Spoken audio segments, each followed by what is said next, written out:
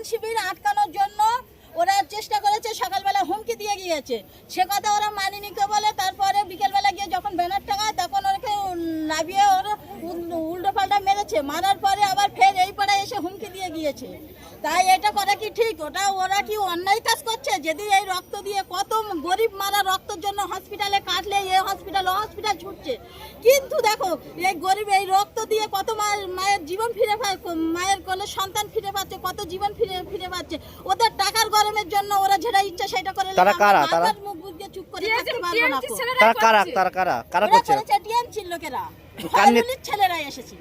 কতজন এসেছিল? সঙ্গে এসেছিল 8-10 জন এসেছিল।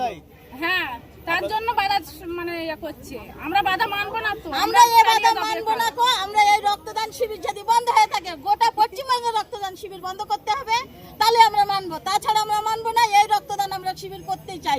প্রয়োজনে আমরা রক্ত দিয়ে যাব। আমাদের স্বামীদের আমরা সামনে থাকবো, স্বামীদের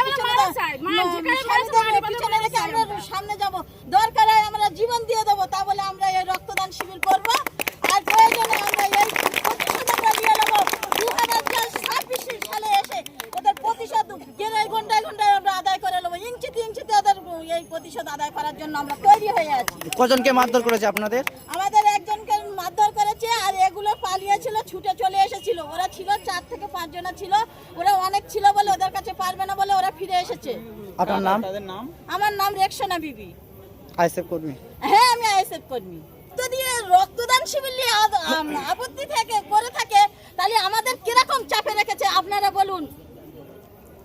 আমাদের সামান্য রক্তদান শিবির, আমরা তো অন্য কোনো পার্টির, এটা তো কোনো পার্টির না, এটা তো কোনো পার্টি চালানোর চলছে না যে পার্টি নিয়ে ঝামেলা হচ্ছে, তা তার না। যদি সামান্য রক্তদান, কত মায়ের জীবন শূন্য হচ্ছে, সে খবর ওরা গদি দিবসে রাখে, সে খবর তো ওরা গদি দিবসে রাখছে না। ওরা তো আরাম করছে, পার্টির টাকা খাচ্ছে, আরাম করছে। হ্যাঁ, আর যদি একটা কোনো আনতে যায়, সেই ডেকে নিয়ে এসো, ওর প্রধানের কাছে যাও, তারপর কথা তাদের উল্টো পাল্টা কথা শুনতে হবে কেন? আমরা কি আমাদের স্বাধীনতা নিয়ে আমরা বাঁচতে পারবো না? ওদের গোলাম হয়ে সারা জীবন আমাদের কি থাকতে হবে? এটা আমরা মানবো না, আর মানছি না। ঠিক আছে।